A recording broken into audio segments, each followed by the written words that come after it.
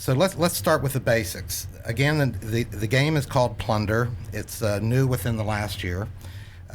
Retails on the street from $20 to $25, from what I gather. Yeah. 4 to 6 player game. Although, as in diplomacy, it'll handle 8 as partial players. Yeah, we made provisions for up to 8 players when you have more than 6 and everybody wants to play.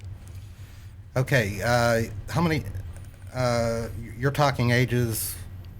It's basically targeted towards adults, but we've had experience where kids as young as 8 have been able to pick up and play the game and do well with it.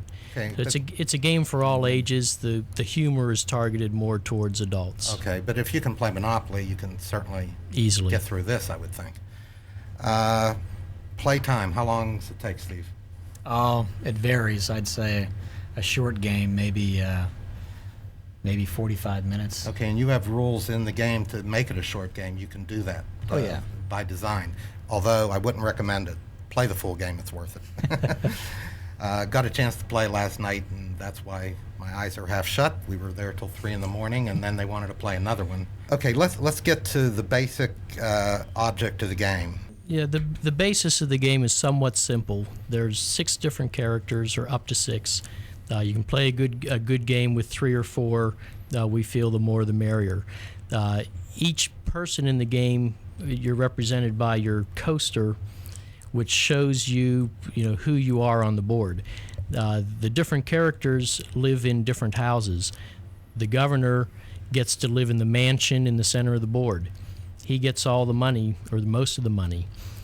4 of the other players are merchants who live in ordinary houses, and each of them has a store where they sell products, and this is their source of income during the game. Then there's also another character called the thief, who lives out in the cave, way out through the woods here. He doesn't get any money, and he's not allowed in any of the stores. He doesn't start with money, right? But he can't get money later? He can get money, okay, but he starts with no money. That was a problem for me the first game. You can figure out things to do with the thief. The object of the game is to move your pieces around the board by rolling the die, move around the board, and either purchase product from the stores, or you can shoplift if you think you can get away with it, or you can plunder people along the path and take what they have, or you can burglarize somebody's house. All fine professions, I might add. Yes. It's also possible to stumble across something on the path and just pick it up. It's also possible to raid the warden's office to get merchandise.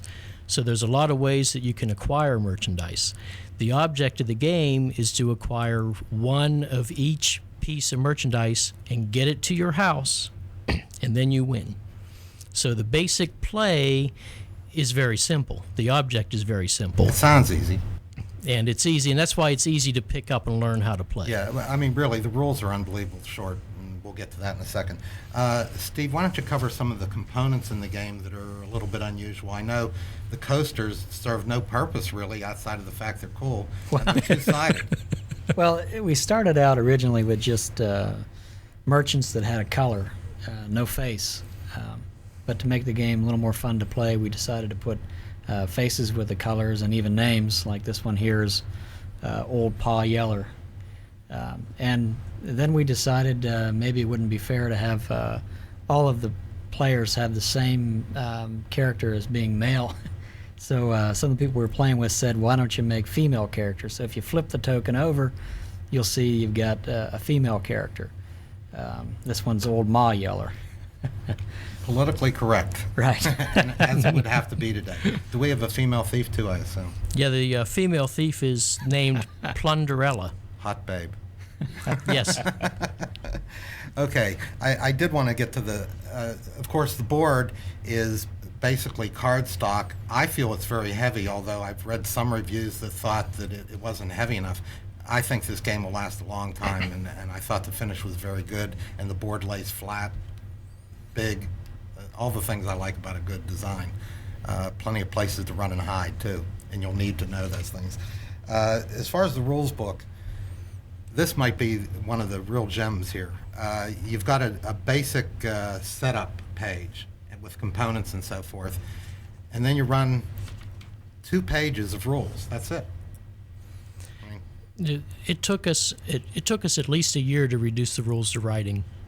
It was an incredibly difficult thing to make the rules make sense, but still be easy to pick up and still be comprehensive to cover everything that might happen.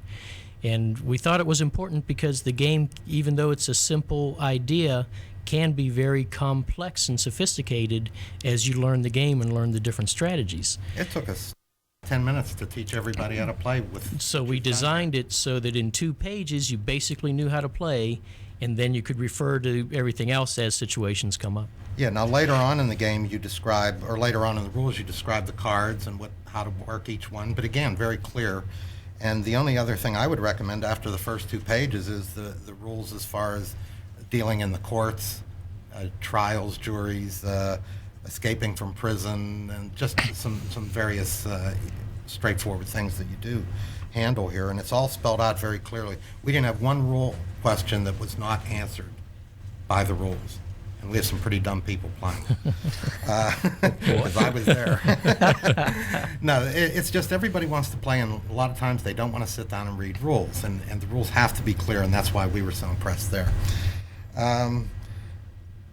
As far as the game itself, you call it Plunder, the unfair game.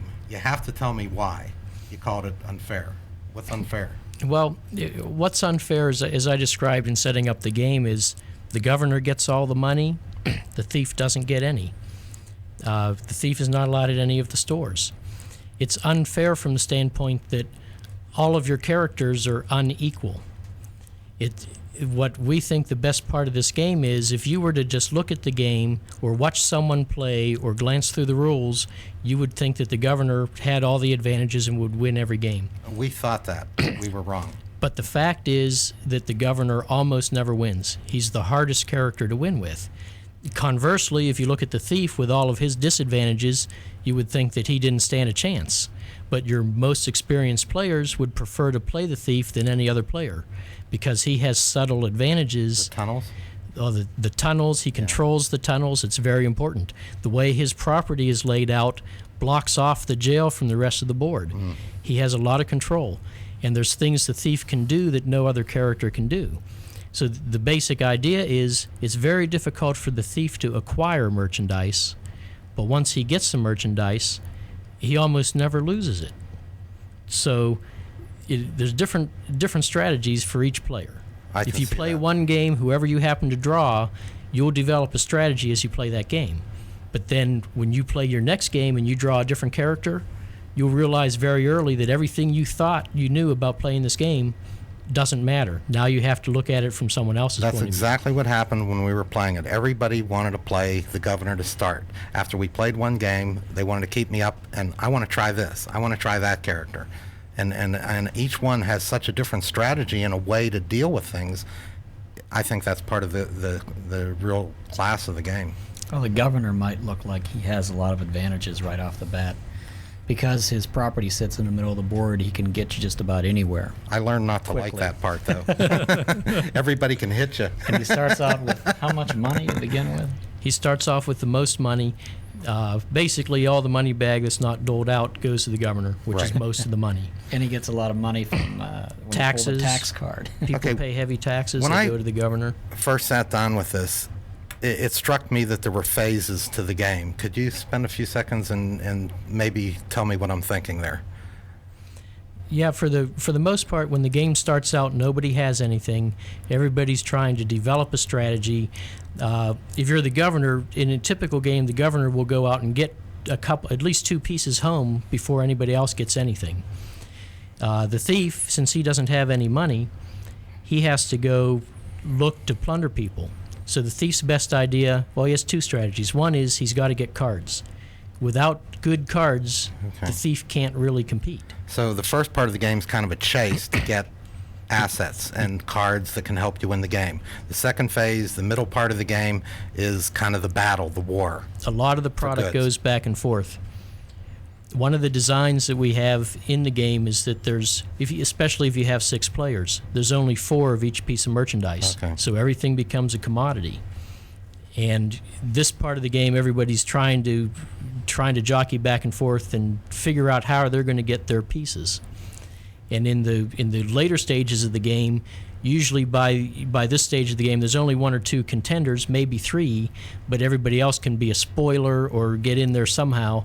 And what you're trying to do is figure out how can you possibly get that last piece home. The right combination of cards and assets. Because the problem is the other players are not going to let you do that. Okay, we've set up, actually Doug has set up kind of a sample game here. I thought maybe you could take a turn yourself and maybe run us through the strategies you're thinking.